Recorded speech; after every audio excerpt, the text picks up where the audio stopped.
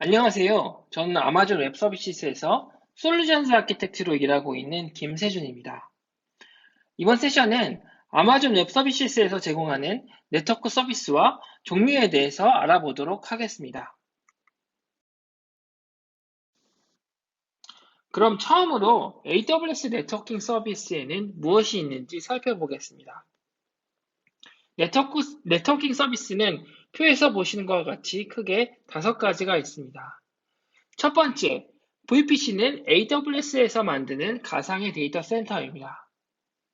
두 번째는 VPN 서비스입니다. AWS에서 제공하는 VPN 서비스는 두 가지 유형이 있습니다.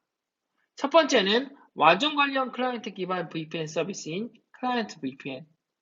두 번째는 온프렘 데이터 센터와 VPC를 IPsec 네트워크 프로토콜 기반으로 안전하게 연결할 수 있는 사이트 투 사이트 VPN 서비스가 있습니다. 본 세션에서는 사이트 투 사이트 VPN 서비스에 대해서 설명드리겠습니다. 세 번째는 온프렘 데이터 센터와 VPC 간 전용회선을 연결하는 다이렉트 커넥트가 있습니다. 네 번째는 트래픽을 분비해주는 관리형 로드 밸런서 서비스인 ELB입니다. 다섯 번째는 관리형 DNS 서비스인 라우트 53가 있습니다.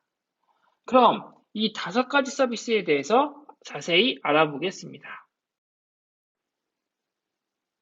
첫 번째 설명드릴 부분은 VPC입니다. VPC는 Virtual Private Cloud의 약자로 사용자가 정의한 가상의 네트워크 환경으로서 논리적으로 완전히 경영되어 있습니다. 사용자별 네트워크 제어가 가능하고요. VPN, 다이렉트 커넥트를 이용하시면 온프렘 데이터 센터와 연결이 가능합니다. VPC를 만드는 일반적인 절차는 여러분이 제공할 고객들이 있는 가까운 지역의 리전을 선택하시고요. 그 다음에 IP 대역을 결정하셔야 됩니다.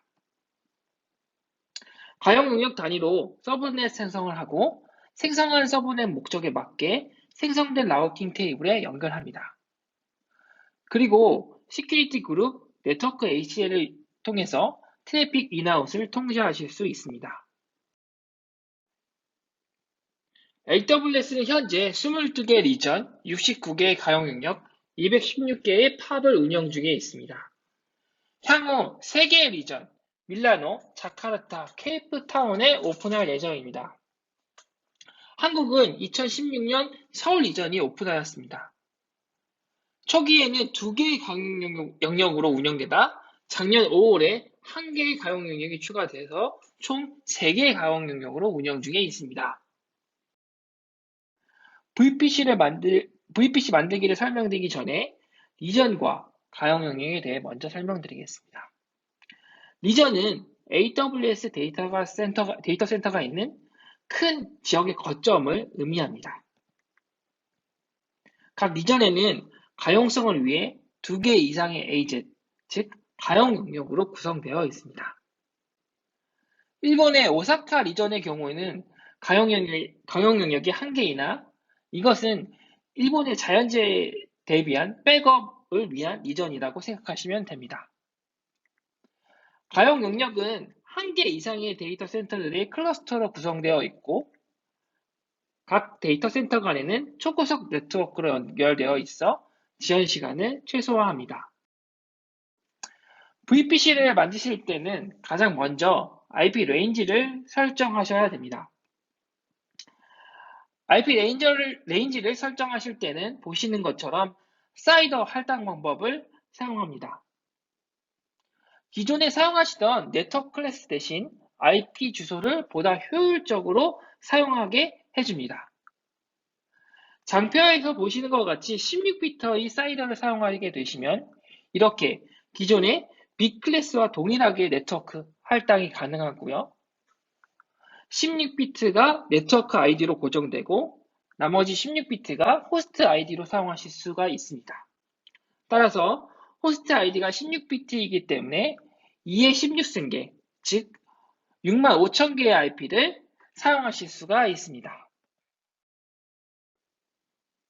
IP 레인지 결정하실 때 고려하실 사항으로는 서비스 확장 및 다른 VPC, 온프렘 데이터 센터 연결을 염두하셔서 충분히 큰 CIDR을 지정하셔야 됩니다. VPC 네트워크 범위는 16비트에서 28비트까지 설정을 하실 수가 있습니다. VPC 기본 CIDR은 생성 후 변경이 불가능하기 때문에 잘 고려를 하셔야 됩니다. 단, 기본 CIDR이 부족할 경우 세컨더리 CIDR을 4개까지 추가하실 수가 있습니다. VPC IP 대역을 설정하실 때에는 RFC 1918 내에 있는 프라이빗 대역을 사용하실 것을 권장드립니다. VPC를 구성한 다음에는 가용 영역 단위로 서브넷을 생성합니다. 서브넷 생성 시에도 IP 레인지를 넣으셔야 하고요. VPC IP 레인지 내에서 보시는 것처럼 할당하시면 됩니다. 만약 장표에서 보시는 것 같이 서브넷을 24비트로 구성하시면 앞에 16비트는 네트워크 ID, 그리고 다음 8개 비트는 서브넷 ID, 그리고 마지막 8개 비트를 호스트 ID로 사용하실 수가 있어서 총 2의 8승계, 250개 이상의 IP를 사용하실 수가 있습니다. 서브넷 생성 시 고려하실 사항은 VPC와 동일하게 네트워크 범위를 16비트에서 28비트까지 지정하실 수가 있습니다. 만약에 24비트를 지정하신 경우에는 총 251개의 IP 주소를 사용하실 수가 있는데 마지막 5개의 IP는 나머지 5개의 IP는 예약된 IP 주소로서 VPC 라우터용 혹은 AWS에서 사용할 목적으로 미리 예약된 IP입니다. VPC와 마찬가지로 서브넷의 CIDR은 생성 후에 변경하실 수가 없습니다. 그리고 어플리케이션의 고가용성을 위해 복수개의 가용 영역에 동일한 목적의 서브넷을 구성하시는 것이 좋습니다. 다음은 서브넷 만들기 예시입니다. 일반적으로 보시는 것처럼 퍼블릭 서브넷과 프라이빗 서브넷을 만드신다고 가정하면 한 개의 가용 영역에 두 서브넷을 모두 만드실 수 있고요. 아니면 가용 영역에 분리해서 구성하실 수도 있습니다. 투티어 아키텍처로 구성하신다면 가용성을 염두하셔서 각 가용 영역에 퍼블릭, 프라이빗 서브넷을 구성하실 수 있고요. 마찬가지로 장표에서 보시는 것처럼 3티어 웹 어플리케이션을 구성하신다면 3개의 서브넷을 각 가용 영역에 구성하실 수도 있습니다. 다음으로 설명드릴 내용은 라우팅입니다. 동일 네트워크 안에서는 일반적으로 통신이 가능합니다. 하지만 다른 네트워크와 통신은 라우팅을 설정하시지 않은 한 통신이 불가능합니다. VPC를 만드시면 각 서브넷에 있는 리소스가 통신이 가능하도록 메인 라우트 테이블에 VPC 네트워크 대역이 자동으로 설정되어 있습니다. VPC 내에 있는 모든 서브넷이 암시적으로 적용되게 되며 하나의 VPC 내에 많은 서브넷을 만드신다고 해도 각 VPC 안에 있는 모든 리소스들은 암시적으로 통신이 가능합니다. 단, 메인 라우트 테이블은 삭제가 불가능합니다. 메인 라우트 테이블 외에 커스텀 라우트 테이블을 정의하실 수가 있습니다. VPC 외부 리소스, 예를 들면 인터넷이라든지 온프렘 데이터 센터 통신을 위해 라우팅 룰을 추가하실 수가 있습니다. 커스텀 라우트 테이블은 할당을 원하시는 서브넷에 명시적으로 연결을 하셔야 합니다.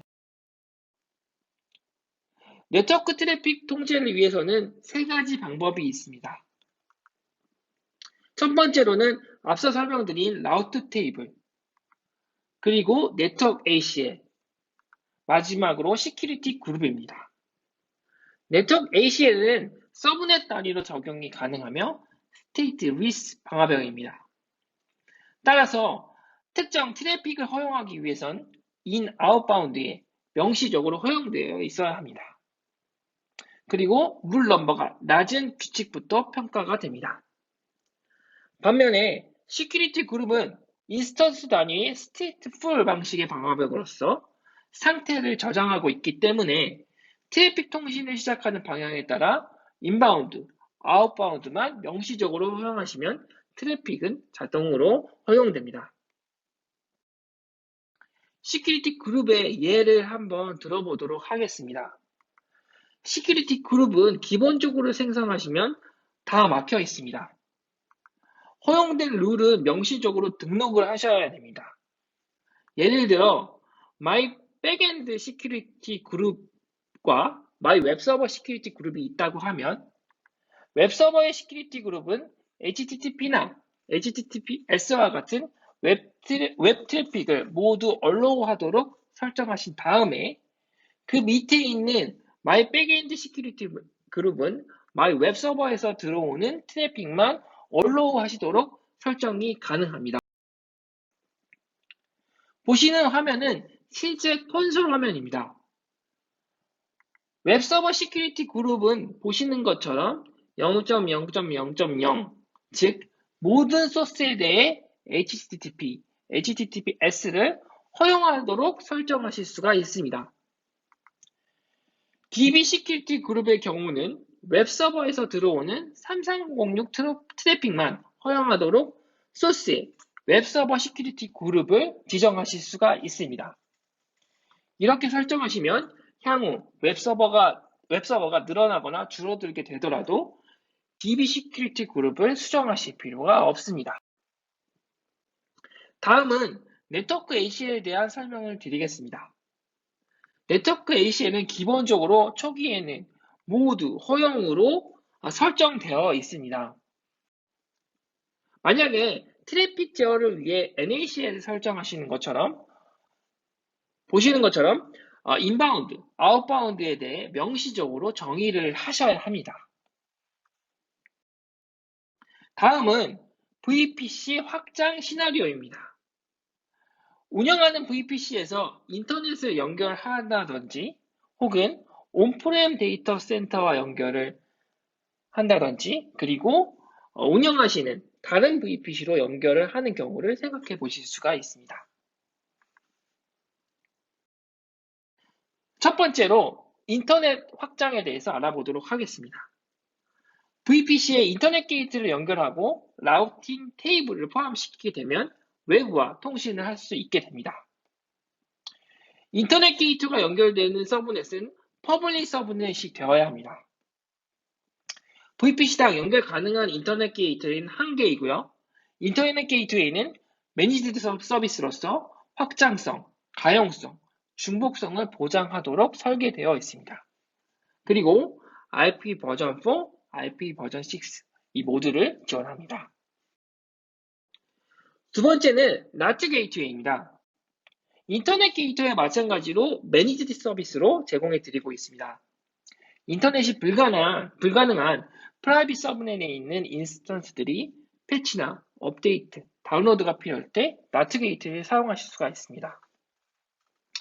고가용성 및 최대 45Gbps 대역폭을 제공하고 있고요. 인터넷 패싱을 위해 일라스틱 IP가 하나 필요합니다.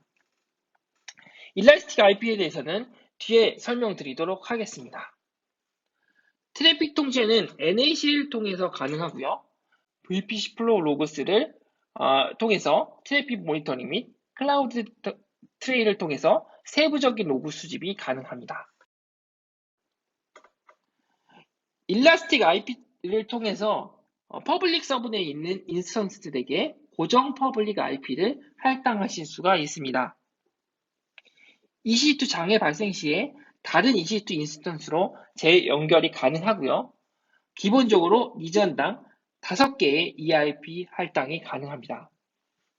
하지만 소프트 리밋으로 걸려있는 부분이라 필요에 따라서 케이스 오픈을 하셔서 확장하실 수가 있습니다. 만약에 인스턴스와 EIP가 연결되어서 사용이 되어지면 과금이 되지 않지만 매핑이 되어 있지 않다면 EIP에 대한 과금이 청구되게 됩니다. 온프렘 데이터 센터와 VPC를 연결하는 방법은 VPN과 다이렉트 커넥트가 있습니다.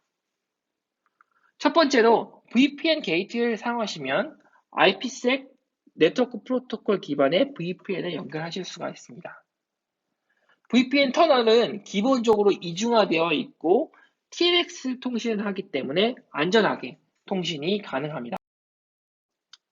다음은 AWS 다이렉트 커넥트입니다. 전용 회선을 연결하는 방법이고요. AWS와 직접 연결하는 방식이 아니라 DX 로케이션을 통해 AWS와 연결하는 방식입니다. 국내에는 가산의 킹스, 평촌의 LG U+, 두 개의 DX 로케이션이 있습니다. 보시는 것처럼 DX 로케이션과 AWS는 이미 연결이 되어 있기 때문에 DX 로케이션까지만 전용 회선을 구성하시면 됩니다. 다음은 VPC 간의 연결을 지원해주는 VPC 피어링에 대해서 알아보도록 하겠습니다. 완전히 격리된 VPC 간의 네트워크 연결을 하는 옵션이고요. 다른 어카운트뿐만 아니라 다른 이전의 VPC도 연결이 가능합니다. VPC 간에는 IP 어드레스가 중복될 수가 없고요. 라우팅 테이블을 통해서 통제가 가능하고 단 트랜짓 라우팅은 제공되지 않습니다. VPC 피어링을 구성하는 방법에 대해서 설명드리겠습니다. 우선 한 VPC에서 다른 VPC로 피어링 요청을 하게 되면 요청을 받은 VPC에서 승낙을 해야 됩니다. 그 후에 VPC의 라우팅 테이블에 피어링된 라우팅 정보를 업데이트하면 VPC에 있는 리소스들이 연결이 가능해집니다. VPC 내에 있는 자원과 AWS 서비스 연결을 위해 VPC 엔드포인트를 사용하실 수가 있습니다. 엔드포인트는 게이트웨이 타입과 인터페이스 타입 두 가지로 나눌 수가 있고요. 게이트웨이 타입은 인터넷을 경로하지 않고 VPC 내에 있는 EC2 인스턴스와 S3, DynamoDB를 연결하실 수 있는 옵션입니다. 엔드포인트 생성 시 장표에서 보시는 것처럼 라우팅 폴리시가 추가되어지고요. 라우트 테이블, 엔드포인트 폴리시, 버킷 폴리시 등으로 접근 정책을 적용하실 수가 있습니다. IAM을 활용한 접근 정책 제어의 두 가지 예시입니다. VPC 엔드포인트 게이트웨이 타입의 IAM 정책 예시에서는 표에 보시는 것과 같이 리소스에 접근 가능한 S3를 지정하여 제어를 하실 수가 있습니다. S3 버킷의 IAM 정책에서는 컨디션에 특정 VPC 엔드포인트를 통해서만 S3 액세스가 가능하도록 지정하실 수가 있습니다. 다음은 VPC-NA 자원과 AWS 자원을 프라이빗에 연결할 수 있는 인터페이스 타입에 대해서 설명드리겠습니다. 이렇게 프라이빗 링크를 통해서 VPC에서 다른 VPC에 접근하는 방법입니다. AWS 서비스 혹은 AWS 계정에서 호스팅된 VPC 엔드포인트 서비스나 마켓플레이스 파트너 서비스의 VPC를 비공개로 연결할 때 사용합니다. 마찬가지로 엔드포인트 네트워크 인터페이스를 사용하기 때문에 AWS를 사용하시는데 인터넷 게이트웨이나 나트 게이트웨이, 퍼블릭 IP가 불필요합니다. 장표에 보시는 것은 컨테이너 서비스를 활용하실 때 이렇게 인터넷을 통하지 않고 엔드포인트를 사용하셔서 프라이빗하게 컨테이너 서비스에 접근하실 수가 있습니다. 엔드포인트 인터페이스 타입으로 사용하실 수 있는 서비스는 다음과 같습니다. 아마존 API 게이트웨이나 클라우드 와치, 세이지메이커, SLS, SKS 등 다양한 서비스에서 활용하실 수가 있습니다. 보시는 것 외에도 많은 서비스들이 인터페이스 타입을 지원하고 있고요. 이 서비스는 계속적으로 추가되고 있습니다. VPC로 들어오는 트래픽을 모니터링하기 위해서는 VPC 플로우 로그스를 설정하셔야 됩니다. VPC 플로우 로그스는 VPC, 서브넷, EC2의 인스턴스 ENR 단위로 설정 가능한 네트워크 패킷 수집 서비스입니다. 생성되는 모든 패킷에 대한 그 모든 정보를 클라우드 와치 로그스 그룹에 기록하게 됩니다. 여기서 수집되지 않는 정보는 DNS 서버 트래픽, 윈도우즈 라이센스 인증 관련 트래픽, DHCP 트래픽 등이 있습니다. AWS 계정과 워크로드 보호를 하기 위한 지능형 위협探知 서비스인 가드GT에서도 VPC 플로우 로그스를 활용하고 있습니다. 다음은 클라우드 와치 콘솔 화면입니다. 보시는 것과 같이 로그들이 수집이 되면 인터페이스 아이디라든가 출발지 목적지 IP 또는 포트 정보, 그리고 NACL 및 시큐리티 그룹의 액션 상태를 확인하실 수가 있습니다. 클라우드 와치에서 수집된 플로우 로그들을 분석하는 아키텍처를 표현하고 있습니다.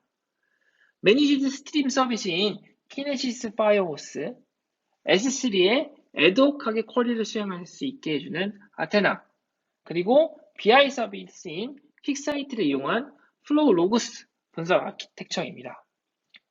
로그들이 클라우드 와치에 저장되고 람다와 키네시스, 파이어호스트를 이용해 S3 버킷에 저장한 다음에 아테나, 퀵사이트를 통해 분석하는 플로우를 나타내고 있습니다. 다른 방법으로는 일라스틱 서치와 키바나를 통해서도 장표에서 보시는 것처럼 VPC 플로우 로그스에 대한 모니터링 솔루션을 만드실 수가 있습니다. 이번에는 다이렉트 커넥트에 대해 좀 더 자세히 알아보도록 하겠습니다. 앞서 설명드린 것과 같이 다이렉트 커넥트를 이용하게 되면 온프렘 데이터 센터와 AWS 자원들이 연결되어집니다. 다이렉트 커넥트는 세 가지의 버추얼 인터페이스를 제공하는데요. 퍼블릭 VIP를 사용하시게 되면 퍼블릭 서비스들, 예를 들어 S3, DynamoDB와 같은 연결을 다이렉트 커넥트를 이용하셔서 사용하실 수가 있습니다. 두 번째, 프라이빗 VIP는 VPC에 있는 리소스들과 연결하실 때 사용합니다. 마지막으로 트랜짓 VIP는 트랜짓 게이트웨이 다이렉트 커넥트를 연결하실 때 사용하시는 옵션입니다. 트랜짓 게이트웨이에 대해서는 뒤에서 좀 더 자세히 설명드리도록 하겠습니다. 다이렉트 커넥트는 기본적으로 1GBps 또는 10GBps로 연결이 가능합니다. DX 커넥션당 최대 50개의 가상 인터페이스 생성이 가능하고요. 앞서 설명드린 것처럼 퍼블릭, 프라이빗, 트랜짓 인터페이스를 생성하실 수가 있습니다. 좀 더 작은 대역폭 연결을 원하시는 고객을 위해서는 APM 파트너가 제공하는 호스티드 커넥션을 사용하실 수가 있습니다. 유의하실 점은 호스티드 커넥션은 하나의 VIP만 연결이 가능합니다.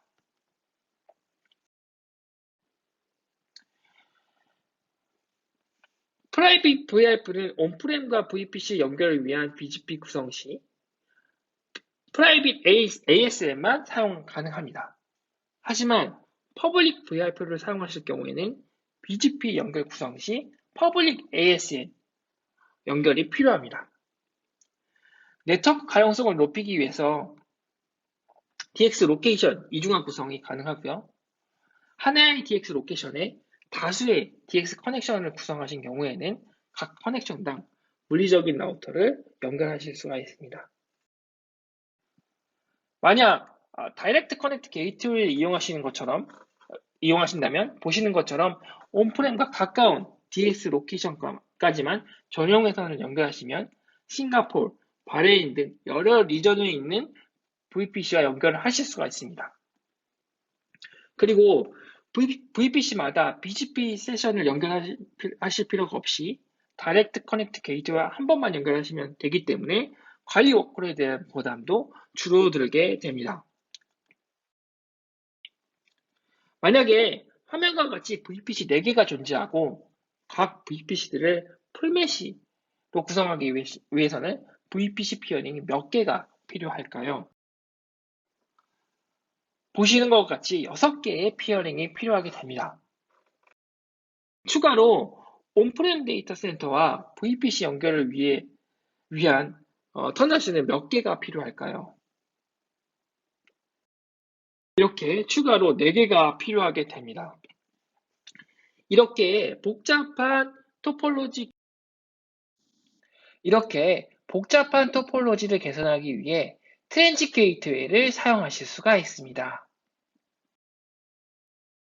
트랜짓 게이트를 사용하시면 앞서 보신 것처럼 심플한 네트워크 토폴로지 구성이 가능하고 VPN, 다이렉트 커넥트의 단일 접점 역할을 할 수 있기 때문에 관리 부담을 경감시켜 줍니다.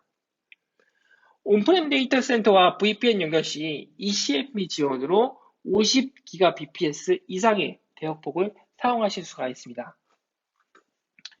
이번 리엠비언트에 출시된 트랜짓 게이트웨이 네트워크 매니저를 사용하시면 온프렘과 AWS가 연결된 네트워크를 한 번에 모니터링 하실 수가 있습니다. 이번에는 엘라스틱 로드 밸런싱 ELB에 대해서 설명드리겠습니다. ELB는 리전 내 서비스입니다. 다수의 가용 영역으로 트래픽을 분배해주고 백엔드 타겟에 대한 헬스 체크를 수행합니다. 고가용 기반 L4, L7 스위치 서비스로 트래픽 증가에 대한 자동 스케일 아웃이 가능합니다. 그리고 오토 스케일링과 연동되어 인스턴스가 추가가 되면 자동으로 ELB와 연결이 됩니다. ELB는 총 3가지 유형이 있습니다. HTTP, HTTPS와 같이 레이어 7 계층의 트래픽을 분배해주는 어플리케이션 로드 밸런서, TCP, UDP와 같이 L4 계층의 트래픽을 분배해주는 네트워크 로드 밸런서, 그리고 이전 세대의 ELB인 클래식 로드 밸런서가 있습니다. 어플리케이션 로드 밸런서, 즉 ALB는 레이어 7의 로드 밸런서로서 리스너와 타겟 그룹으로 구성됩니다. 패스 및 호스티드 기반 라우팅이 가능하고 마이크로 서비스 기반 어플리케이션 및 AWS의 컨테이너 오케스트레이션 서비스인 EKS와 연동되어 사용되어집니다. ALB에서 패스별로 라우팅하는 예시입니다. 어더스와 이메지스로 패스가 나누어져 있고요. 각 패스마다 타겟 그룹을 지정하셔서 구성하실 수가 있습니다. ALB에는 리스너와 타겟 그룹이 있다고 설명드렸는데요. 리스너는 리스닝 포트와 프로토콜을 지정하게 됩니다. ALB당 최소 1개 이상을 지정해야 하고 최대 50개까지 생성하실 수가 있습니다. 타겟 그룹은 ALB 밑단의 로지컬한 그룹입니다. 타겟 그룹에 포함 가능한 리소스는 EC2 인스턴스와 컨테이너 서비스, 그리고 람다 등이 있습니다. 앞서 설명드린 내용을 아키텍처로 표현한 장표입니다. 리스너는 TCP80과 8080으로 지정하였고요. ELB 밑단은 EC2 및 컨테이너로 구성하였습니다. 구성하는 방법은 뒷장에서 간단히 설명드리도록 하겠습니다. ALB의 룰 세팅은 생성된 로드 밸런서에 들어가서 리스너 탭에서 수정 및 구성이 가능합니다. 화면 우측 상단을 보시면 리스너 HTTP80에 들어오신 걸 볼 수가 있습니다. 위에는 호스트 베이스드 라우팅을 세팅하였고요. 따따따.example.com으로 들어오는 트래픽은 타겟 그룹 01번으로, api.example.com으로 들어오는 트래픽은 타겟 그룹 02번으로 라우팅 되도록 설정하였습니다. 밑에는 패스 베이스드 라우팅이고요. IMG로 들어오는 트래픽들을 타겟 그룹 3번으로 라우팅하도록 설정하였습니다. 다음은 네트워크 로드 밸런서입니다. 레이어 4 기반의 로드 밸런서로서 고성능으로 초당 수백만 리퀘스트가 처리가 가능하고요. 낮은 레이턴시를 지원합니다. 그리고 NLB에는 가용 영역당 고정 IP가 부여가 가능합니다. AAB와 NLB의 상세 기능을 비교해보면 프로토콜의 경우 AAB는 레이어 7에 HTTP, HTTPS를 지원하고요. NLB는 레이어 4의 TCP, UDP 프로토콜을 지원합니다. AAB에서는 패스 및 호스티드 기반 라우팅을 지원하지만 NLB에서는 사용하실 수가 없습니다. 반면에 NLB에서는 EIP를 사용할 수가 있지만 ALB에서는 사용하실 수가 없습니다. ELB를 구성하실 때 고려하실 사항은 다음과 같습니다. ELB RP는 기본적으로 변경될 수 있습니다. 그래서 ELB 접속 시에는 RP가 아닌 DNS 네임 레코드를 사용하셔야 됩니다. 하지만 NLB를 사용하실 때는 고정 IP 부여 가능합니다. 그래서 고정 IP를 반드시 사용하셔야 하는 워크로드는 NLB 사용을 고려하시는 것이 좋습니다. 다음 고려하실 사항으로는 TLS 터미네이션입니다. 클라이언트 SSL을 ELB에서 터미네이션 하게 되면 백엔드 EC2의 SSL 부하가 감소합니다. 또한 가용성을 높이기 위해 크로스존 로드 밸런싱 구성을 하시는 것이 좋습니다. 만약에 스티키 세션이 필요하신 경우에는 ALB를 사용하시면 됩니다. 마지막으로 라우팅 53에 대해서 설명드리겠습니다. 라우팅 53는 고가용성 클라우드 기반 DNS 서비스로서 100% SA를 제공합니다. 라우팅 53의 주요 기능은 지역 기반, 가정치 기반 라우팅과 DNS 페일오버 및 L4, L7 기반의 헬스 체크가 가능합니다. S3 및 클라우드 프론트 서비스와 연동이 가능하고요.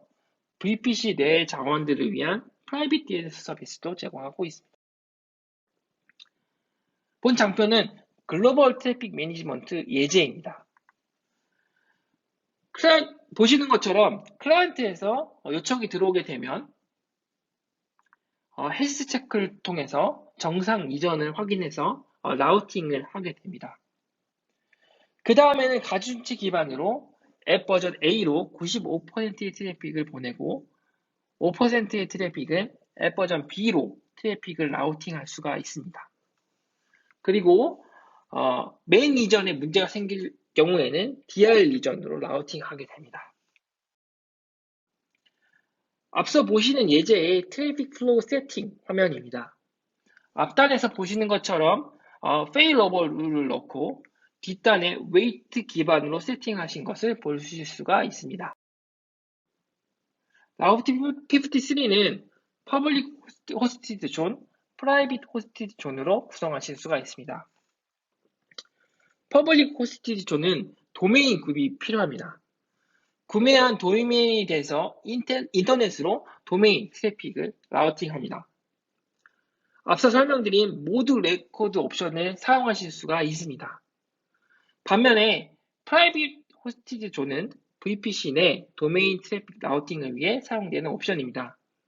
따라서 도메인 구입이 불필요합니다. 프라이빗 호스티드 존의 경우에는 가중치 기반 및 장애조치 레코드에만 연결하실 수가 있습니다. 라우팅 53를 시작하려면 DNS 네임을 직접 등록하거나 외부 기관으로부터 구매한 도메인이 있으시면 도메인을 트랜스퍼 하시면 됩니다. 이렇게 도메인이 준비되시면 호스티드 존을 생성하셔야 되고요. 외부 기관으로부터 도메인을 가지고 오셨을 경우에는 도메인 레지스터에 업데이트를 하셔야 됩니다. 마지막으로 DNS를 생성하고 리소스를 매핑하셔서 사용하시면 됩니다. 그럼 마무리하도록 하겠습니다. 웨비나를 마치기 전에 몇 가지 팁을 드리면 바로 마우스, 키보드로 작업하시기보다는 먼저 종이와 펜으로 아키텍처를 그려보시는 것이 좋습니다. 그리고 가장 말단인 EC2 관점에서 트래픽 플로우를 고려해 보시고요. VPC 내부에 어떤 서비스를 구성할 것인지, 그리고 외부에는 어떤 서비스를 사용하실 것인지를 생각해 보시는 것이 필요합니다. 기본적으로 AWS 서비스에는 리밋이 있기 때문에 최종적으로 구성하시기 전에 반드시 체크하셔야 하고, 부족하다면 서포트 센터에 케이스 오픈을 하셔서 필요한 만큼 리밋을 늘리시는 것도 필요합니다. 마지막으로 익숙해지시면 서비스 유형별로 클라우드 포메이션 템플릿을 작성하시는 것도 좋습니다. 이상으로 웨비나를 마치도록 하겠습니다. 끝까지 들어주셔서 감사합니다.